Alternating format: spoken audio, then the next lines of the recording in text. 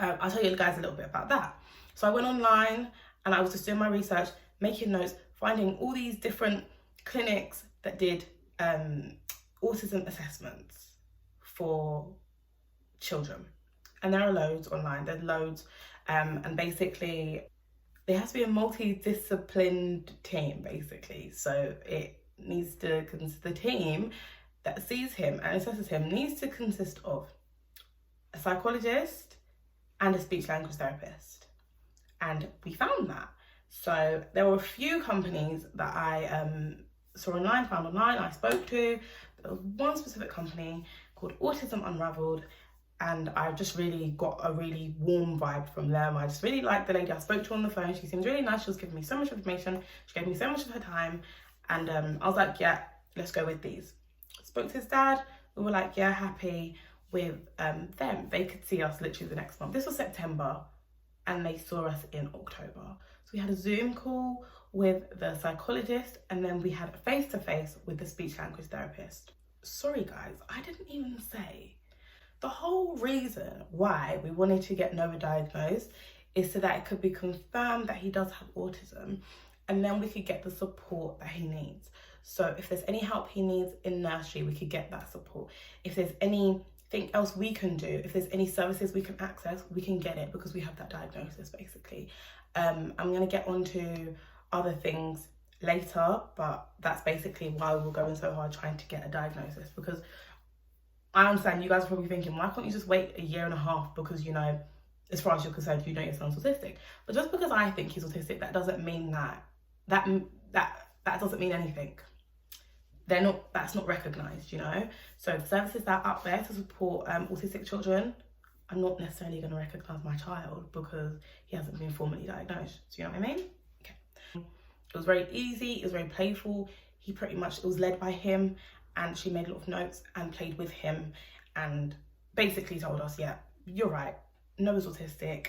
From what we can see on, you know, the report, the way you described him, the way our nursery had to provide a long report on Noah, but we didn't have to get involved in that. The clinicians, they went directly to the nursery to speak to them about that. It was pretty easy for us, basically. All we had to do was pay and respond to the emails and turn up on the day and be in the Zoom calls. That was it. It didn't require too much of us. It was pretty simple. And after that happened, we left the clinic and I just felt this sad feeling within me. I felt this really sad feeling within me, this strong weight on me. And I think it was that professional confirmation from someone who can actually diagnose autism, telling me that this is it, you're right, your son is autistic. And even though I was over the getting upset stage, you know, I was getting on with it sort of thing, it was still a shock for me. I don't know why it was a shock. It was just a shock to have it really confirmed that, you know, this is it basically for Noah. This is his diagnosis. And autism is a lifelong condition. So this isn't something he's going to grow out of. This isn't something he's going to get better from. That's what I've heard from people he's going to get better from. He's not going to get better because there's nothing wrong with him, basically. He's just neurodiverse. His brain works differently to how most other people's brains work, like myself or his dad, or, you know. Anyway, yeah, so I was just sad for the whole weekend. I was just really sad. This happened on a Friday. Noah wasn't with us for the weekend. I was just really sad. I was like getting upset. I cried a few times because it was just like, okay, well, things are going to be hard for him. And it was confirmation that things are going to be hard for him. And I don't want anything to be hard for my baby, but this is just the cards God has dealt us, and we are going to do the best we can with it because, you know what I mean, that's what you do as parents. Period, right? So, we had that diagnosis done on the Friday, and by the following Thursday, we had received the report. So guys, this is going so quickly, as in, if this was the NHS, we wouldn't have received that report for like 4 months after the actual appointment. But literally, we received the report the following week, 6 weeks from I first contacted Autism Unraveled to getting Noah's report. So Noah has been officially diagnosed with autism by a private clinic. I used that report, sent his nursery, I sent it to the paediatricians, I sent it to speech language therapists, NHS, to let them know Noah has been formally diagnosed. So we will still be getting our NHS diagnosis when the time comes. Is there anything more we can do now, because you know we have the diagnosis? So last year around November, I got a call from speech language, basically from the paediatricians, telling me that we've received Noah's private report, and the report was done very well by this private clinic, and we'd like to use that as a basis to fast track Noah for his NHS diagnosis. I was like, hooray, amazing. So basically what they were saying is that from the report that was done for Noah at Autism Unraveled, and the information that was given by the nursery, and the information that was given by us, they have enough information there to give Noah a formal diagnosis if they see him in person and everything seems accurate. So what we did, we had a Zoom call with the paediatrician in November. This is a month after the report. So this is going really well at this point for us. Bear in mind, they weren't going to be able to see him till he was like age 4.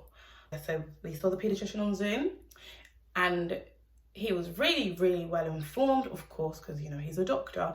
And he said by the behaviours Noah was displaying, which are things like spinning around in circles, repetitive behaviours, you know, kind of like he loves like his ducks and stuff, so he would like carry his duck around with him everywhere. At the time, I think it was dinosaurs. He goes through stages. Sometimes it's ducks, dinosaurs, teddies. It's different things, different times. At the time, I think it was dinosaurs. And Noah would be carrying his teddy around, carrying his duck around, and when you call his name, he wasn't responding, and he was kind of like not interested in the paediatrician, a few things. So we got a mini report after that, and then he asked us to come in February 2021. So last month we went to see the paediatrician, because in order to give Noah a formal diagnosis, he has to see him in the flesh, which we did. And we went there and he saw Noah, and he was really happy with the progress Noah's made so far, and the way that he is like giving much more eye contact now. And he was happy with the way we were dealing with Noah's diagnosis, and just any of the difficulties he's having. He was very happy with the way they were being dealt with. So he officially diagnosed Noah with autism. So now at this point where we are, March 2021, Noah has had his private and his NHS diagnosis complete. However, we wouldn't have the NHS diagnosis if we didn't have the private diagnosis. So we have 2 now. We do not have the NHS report yet. We were told that it's going to take about 2 months to come through. So there's that, but you know, it's okay, it's fine, we can wait. We've got the other one, we can wait. So at this point now, I am still, you know, informing myself, doing research, just trying to work out what I can do to be the best mum to my child, because there's things that we can all do to be good parents, you know, but there are things that are specific to my child that I do now that make me a better parent. Things like communicating with him in the ways that he understands. So when he gets frustrated, I don't like get angry at him or get upset with him, because I know he's having difficulty communicating. He can't communicate with me. He can't just say, "Mum, I want my breadsticks." He might just throw himself on the floor if I don't get them the first time he points. And learning about my child is very, very, very important, because that's the way I'm able to communicate with him. It's the only way he's able to communicate with me is by me learning about him and me knowing his cues and his signs and things that he wants.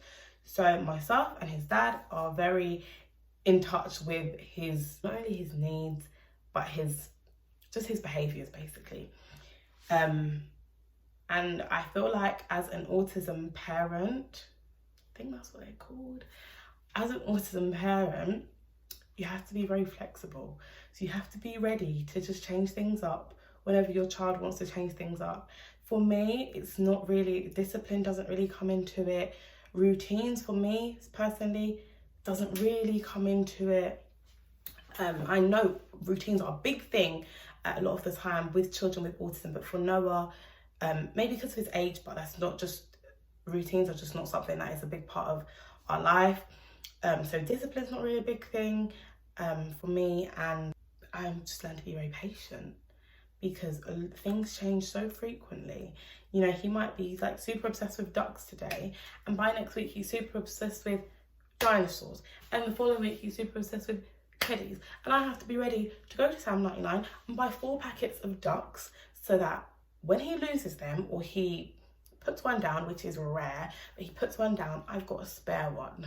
So, you know, you've kind of got to be really flexible, basically, to meet your child's needs, and that's what I'm learning at the moment. Obviously, as parents, we're learning every day, but I'm learning kind of different things now.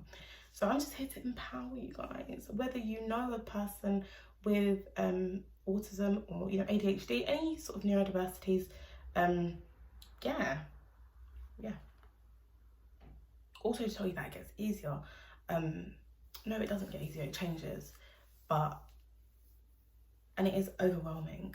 Of course it's overwhelming because it's something you're not used to, but you've got the strength within you. God is not going to give you anything you can't manage, first of all. And Noah, to me, he's so special. He's just so perfect. I wouldn't change him.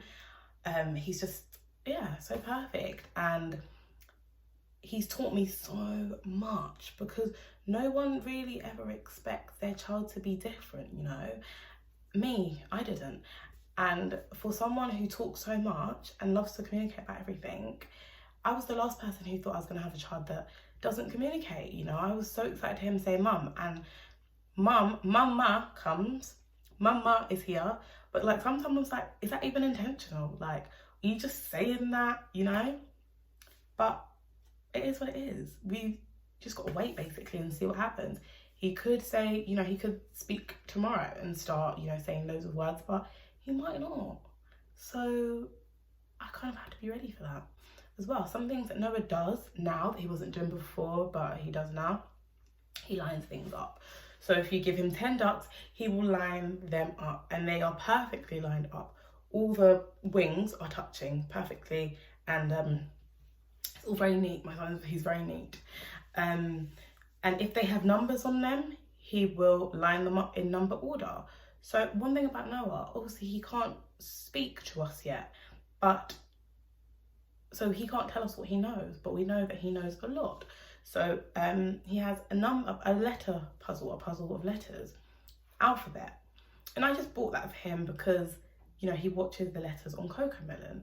What I didn't expect him to do was put the letters in order from A to Z in the space of 4 minutes, which he did Christmas. So he was 2 and he knows, you know, the letters A to Z. He can't say them. Well, he can. He can say and he can say B, which is B. And the other letters he kind of just says E. But he recognises the letters with his numbers as well. He can line up, you know, ducks in number order, 1 to 10. 1 to 12 even. We haven't tried 13 yet. He could probably do 13, he could probably do it 20. But those are things we wouldn't know he was able to do if we didn't just try things with him. So that's another thing, not putting, you know, barriers on your children, because it's easy to think, okay, yeah, my child's got a special need. Yeah, he's not going to be able to do that, or he won't be able to do that, or she won't be able to do that. No, that's too hard for them. Nothing is too hard. The same way I don't know everything about autism, I don't really understand it that well, but I'm learning, means that I don't know what my son is capable of, honestly. You know, Albert Einstein was autistic, so I don't know what my son is capable of. But my job is to support his learning and provide the resources, basically, that will allow him to show me what he can do. But yeah, guys, that's where we're at the moment with Noah's autism. So I just want to say thank you to everyone who has shown support to my first video on Noah's autism journey. I actually forgot to sign out this video properly. I don't know what happened, but I just didn't get a chance to. But yeah, that's basically our journey so far. I have so much more to share. And from the positive feedback I've had so far, I'm definitely going to keep sharing. If you want to see anything else about, you know, a bit more about anything I've spoken about today, please just drop me a message and I will share it. But yeah, thank you so much for all the support. I really, really, really appreciate every single person who's taken the time to watch this video. Thank you.